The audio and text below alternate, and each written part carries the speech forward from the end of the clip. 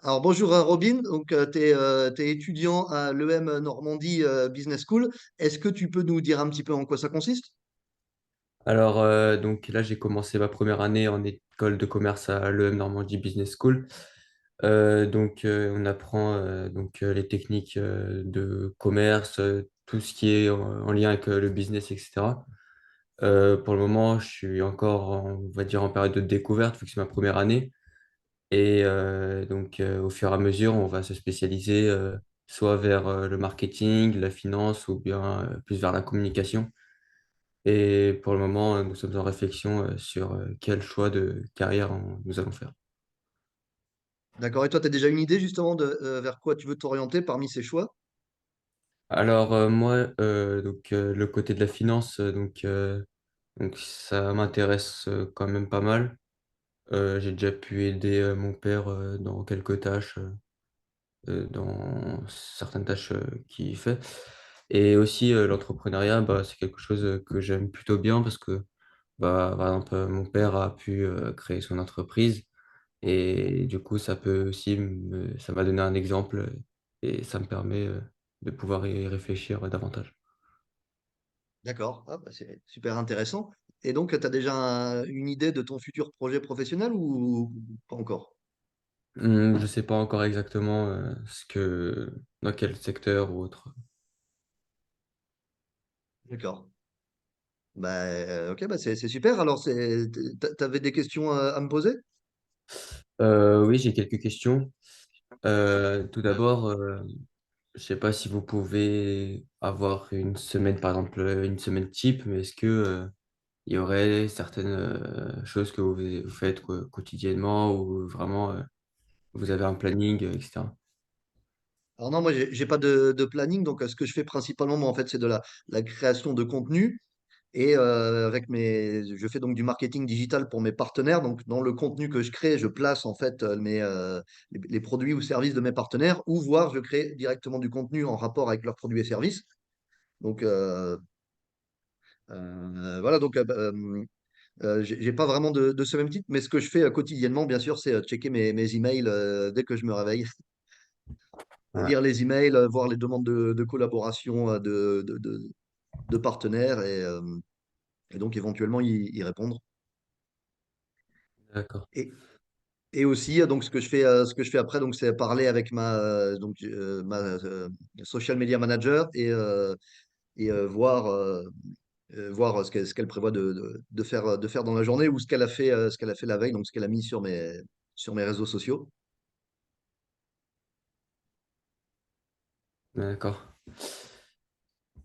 Euh, et dans votre équipe, vous êtes constitué de combien de personnes Alors, dans mon entreprise, on est trois. Donc, moi, j'ai une experte SEO donc, qui met à jour mon contenu et j'ai une social media manager donc, qui gère mes réseaux sociaux. D'accord. Euh, je voudrais savoir quelles sont les tâches récurrentes de votre métier. Bah, les tâches récurrentes, bah, comme je viens de le dire, donc c'est publier du contenu, c'est mettre à jour le contenu. Donc, je gère 26 sites web qui sont sur des sujets différents. Et donc, dans tous ces sites web, donc je publie du nouveau contenu, donc des nouveaux articles de blog, donc principalement du contenu éducationnel, éducatif. Euh, et je mets à jour ce contenu aussi. D'accord, très intéressant. Et je voudrais savoir quelles sont les qualités à avoir bah, à votre poste ou... Pour moi, les qualités à avoir, c'est d'être flexible, de parler plusieurs langues. Donc, par exemple, mon assistante SEO, elle est en Ukraine à Kiev. Ma social media manager, elle est en Arménie à Yerevan. Et donc, moi, ce que je fais, donc, je travaille à distance entièrement digital, vu que j'ai un business digital. Donc, il faut être flexible donc, pour justement travailler avec des gens qui sont à d'autres endroits et qui ont disons, d'autres priorités. Et ouais, mais parler plusieurs langues, c'est important. Donc, moi, ça me parler plusieurs langues. Donc, moi, je parle 5 langues, français, anglais, russe, polonais et espagnol. Et ça aide à pouvoir étendre les marchés, donc à parler avec des gens différents, surtout à atteindre aussi un public différent pour mes partenaires. Ouais. Je pense que dans votre poste, c'est très important d'atteindre plusieurs cibles avec différentes langues, etc. Voilà, c'est ça. Donc, vu que je travaille principalement avec des partenaires américains, donc qui sont principalement sur le marché américain. Et moi, donc, j'essaye un peu de les aider à développer le marché européen, français en particulier, puisque je suis français, mais pas seulement. Et souvent, ce qu'il y a aussi, c'est que justement, les partenaires américains qui travaillent que en anglais, ils ont même pas en fait disons, ce mindset de même juste penser aux autres langues, en fait. Et surtout à ce public qui parle pas forcément anglais et qui peut-être a ne risque pas d'être exposé au contenu, aux efforts marketing de ses partenaires. Et je voudrais savoir, le contenu que vous publiez, comme vous avez dit, c'est principalement en français ou dans diverses langues? C'est dans diverses langues. Alors moi, je travaille uniquement en anglais, donc pour moi, l'anglais, c'est la langue de départ, mais après, je traduis, je publie dans d'autres langues aussi, oui. D'accord. Est-ce que vous pouvez rapidement parler de votre parcours scolaire et est-ce que ce métier, c'est vraiment ce que vous voulez faire depuis que vous êtes plus jeune ou vous avez changé entre-temps? Non, absolument pas. J'en ai jamais eu aucune idée. Donc, mon parcours scolaire, pour résumer, donc, j'ai fait un DUT informatique, une licence professionnelle dans le web et un master de sciences de la cognition. Euh, voilà, donc à cette époque, je voulais un peu travailler dans le web en général, enfin être webmaster, quoi. J'ai commencé ma carrière dans une entreprise de logistique, donc j'ai fait mon stage de fin d'études pour une entreprise logistique à les aider à gérer leur site intranet et leur logiciel interne de gestion d'entreposage. Donc suite à ce stage de fin d'études, ils m'ont proposé d'aller faire un VIE, un volontariat international en entreprise pour eux. Donc ce que j'ai fait, donc je suis allé, ils m'ont donné un contrat de 2 ans pour aller en Ukraine, à Kiev. C'était en 2008, la crise économique est arrivée. Donc, entre-temps, ils ont dû décider de fermer le centre. Ils avaient un centre de développement informatique à Kiev où j'étais le coordinateur international, donc qui s'est fermé au bout de 6 mois où j'étais là-bas. Et j'ai continué mon VIE pour eux à Varsovie, en Pologne. Voilà, donc je suis resté un an et demi pour eux à Varsovie. Après ça, on n'a pas trouvé enfin, on a arrêté notre collaboration. Donc j'ai essayé de monter mon premier business, de travailler comme freelance. Mais bon, je manquais un petit peu d'expérience et ça n'a pas marché. Donc j'ai cherché un autre job. J'ai commencé comme business consultant euh, en Suisse, où j'ai travaillé pendant 7 ans. Donc j'étais basé en Suisse pour des clients internationaux et j'allais chez les clients. Donc du lundi au jeudi, je prenais l'avion pour aller chez le client. Et après le week-end, voilà, en général, on avait le vendredi. Le vendredi, on travaillait à distance, donc on pouvait aller où on voulait. Voilà, donc j'ai travaillé après 7 ans pour eux. Et suite à ça, j'ai voulu un peu plus de liberté professionnelle, enfin de liberté personnelle, parce que bon, c'était un peu, enfin, devoir être chez les clients, être un jour à Stockholm, un jour à Milan, un jour à Düsseldorf, c'est un peu compliqué d'arriver à gérer, disons, mes souhaits personnels. Donc, j'ai monté ma boîte.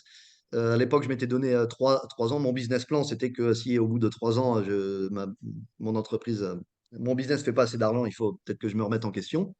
Voilà, donc j'ai monté mon business. À l'époque, j'avais déjà un petit site web, un petit blog professionnel. Euh, donc, je l'ai développé. J'ai ouvert d'autres sites, des chaînes YouTube, etc. Et donc, je me suis voilà, lancé à temps plein dans la création de contenu en général. D'accord. Et maintenant, Et- ça fait 4 ans. Ah, super. Et je voudrais savoir Et pourquoi vous avez choisi Varsovie comme ville. comme je viens de te le dire, donc j'ai été volontaire international en entreprise à Varsovie. donc à Kiev et à Varsovie. Et suite à ça, pendant les 10 années suivantes, une fois par mois, je venais un week-end à Varsovie, une fois par mois, j'allais un week-end à Kiev. Donc, quand j'ai quitté mon job après pendant un an, je suis allé faire un tour du monde. Et quand je suis revenu de ce tour du monde, en mars 2020, je suis venu, comme d'habitude, voir mes amis. Ça faisait 6 ans à l'époque, ça faisait 6 ans que j'habitais dans les hôtels. J'avais pas d'appartement ni rien. J'habitais à temps plein dans les hôtels. Et donc, j'étais venu voir mes amis. Et mars 2020, tout d'un coup, du jour au lendemain, il n'y a plus ni d'avion ni d'hôtel, comme tu le sais.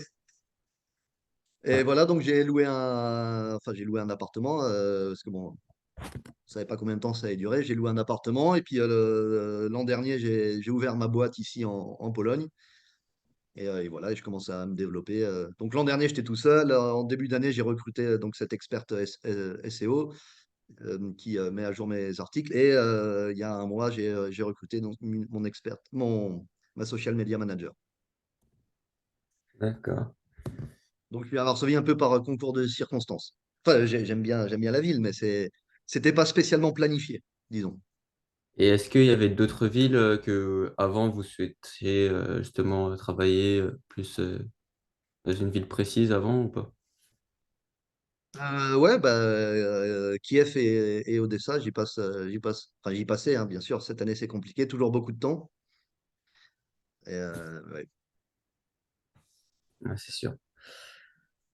Est-ce que vous imaginiez ce métier, maintenant vous pouvez avoir justement la réalité de ce métier, est-ce que vous l'imaginiez pareil quand vous étiez étudiant ou plutôt? Bah non, je l'imaginais absolument pas puisque j'en avais aucune idée. Euh, Quels sont les avantages justement de ce métier? Par exemple, trois avantages que vous pouvez donner sur ce métier. Bah, premièrement, donc la flexibilité, la liberté. Donc, je peux un peu faire ce que je veux quand je veux. Si je veux ne rien faire, je peux ne rien faire. Enfin bon, c'est un peu compliqué parce que j'ai toujours envie de faire plein de choses. Mais je veux dire, là, par exemple, j'étais juste 10 jours en France pour aller regarder les matchs de Coupe du Monde avec mon père. Donc voilà, c'est le genre de choses que je peux faire sans rien demander à personne, pas besoin de prendre congé, etc., de devoir demander des permissions ou quoi que ce soit. J'ai envie de faire quelque chose, je le fais. Enfin, si je peux le payer, bien sûr. Ouais. Mais, mais en tout cas, j'ai pas besoin de demander de permission. Et donc, c'est ça, c'est une certaine liberté qui vaut le coup, en tout cas, à mon sens. D'accord. Et dans la suite de cette question, est-ce que vous avez quelques contraintes ou c'est plutôt vraiment libre? Non, c'est libre. Après, des contraintes, bien sûr, mes partenaires me demandent de faire des choses pour eux, me poussent un petit peu, mais c'est normal. C'est pas vraiment des contraintes. Je peux bien sûr dire non, mais évidemment que j'ai envie qu'on fasse des choses ensemble. Donc, c'est un peu ça, oui. C'est un peu, disons, on se challenge, quoi. C'est pas vraiment des ordres, puisqu'on n'a pas ce rapport qu'on a par exemple avec son patron. Donc, c'est pas exactement des ordres, mais on essaye de faire des choses ensemble et voilà, donc faut le faire, quoi. Enfin, D'accord. s'il y a, il y a des contraintes, comme tout le monde qui a son propre business, c'est la comptabilité, on n'y échappe pas. Il faut faire des factures, enfin moi donc j'ai une comptable après qui me dit comment payer les impôts, qu'est-ce que je dois payer, mais c'est une contrainte à laquelle on n'échappe pas quand on a son business, et même quand on l'a pas d'ailleurs, la comptabilité c'est basique et c'est important. Ouais, j'ai déjà pu essayer. Ouais. Je voudrais savoir, est-ce qu'il y a une mission qui vous vient en tête où vous avez pris le plus de plaisir à effectuer? Euh, quand j'étais employé, Oui, ça peut être ça aussi. ouais, quand j'étais employé, la mission que j'adorais, c'était pendant un an. Donc, j'ai été International Project Manager pour Henkel Beauty Care, basé à Düsseldorf. Et c'était une super mission, donc assurer le déploiement euh, le déploiement de leur projet. Et je ne sais même pas comment on dit en français d'ailleurs, mais que chaque pays commence à utiliser les nouveaux processus business correctement. Donc, pour que tout le monde donc fasse les factures de la même manière, ce genre de choses, compte l'inventaire dans l'entrepôt, pareil, etc. Et ça c'était super intéressant. Ouais, c'était ma mission préférée. D'accord. Est-ce que vous arrivez à trouver un bon équilibre vie perso, vie pro avec votre poste? Oui, puisque comme je viens de te le dire, je fais ce que je veux quand je veux. Donc, dès que je veux du temps personnel, je le prends. Et tant que je prends pas du temps personnel, en fait, je travaille tout le temps, quoi. Enfin, j'ai toujours quelque chose à faire, un mail à lire, l'envie de créer quelque chose, réfléchir à quoi faire aussi. Mais donc moi, oui. D'accord. Et avec du recul, est-ce que vous changeriez quelque chose à votre parcours? Est-ce que vous aurez fait d'autres choix ou pas? Oui, j'aurais commencé plus tôt. Je me serais lancé plus tôt, le plus tôt possible, hein. Le plus tôt on commence, peu importe ce qu'on veut faire, le plus de chances on a enfin le plus de possibilités aussi on a de rencontrer des partenaires, des clients, etc. Et il vaut mieux lancer quelque chose d'imparfait que attendre la perfection qui n'arrive jamais. Donc oui, j'aurais commencé plus tôt, j'aurais fait la même chose, mais beaucoup plus tôt. D'accord. Donc, le conseil que vous donnez aux plus jeunes, c'est surtout de se lancer et de ne pas attendre et au moins d'essayer. C'est ça. D'accord. Ça coûte Et pas grand-chose au final ouais. d'ouvrir un petit site web, juste de mettre une petite page avec un petit contact et on sait jamais ce qui peut se passer. Mais quand on l'a, on peut l'utiliser, quand on l'a pas, on peut pas. Euh, j'aurais une dernière question. Lorsque vous recrutez quelqu'un, donc là, vous avez pu recruter deux personnes, vous avez dit, qu'est-ce que vous attendez justement de ces personnes? Qu'elle soit un petit peu comme moi, c'est-à-dire qu'elle soit là pour m'apporter des solutions et pas de problème. Moi, personnellement, dans ma carrière, c'est aussi pour ça que j'ai pu monter, par exemple, jusqu'à être project manager, etc. Après, c'est l'idée que j'en ai. Peut-être mes employeurs ont une autre idée, mais j'avais l'impression, en tout cas, d'essayer de jamais dire non et d'essayer de toujours apporter des solutions à mes clients, quel que soit le problème, même si j'y connais rien, même si ça m'intéresse pas. Quand j'ai un client qui vient et qui me dit j'ai tel problème, je lui dis OK, t'inquiète, dans une semaine, on en reparle et j'ai la solution. Et si je sais pas, bah, je demande autour de moi, je cherche quelqu'un, je me débrouille, quoi. Et moi, c'est un peu ça que je cherche, en tout cas, des gens avec qui je travaille.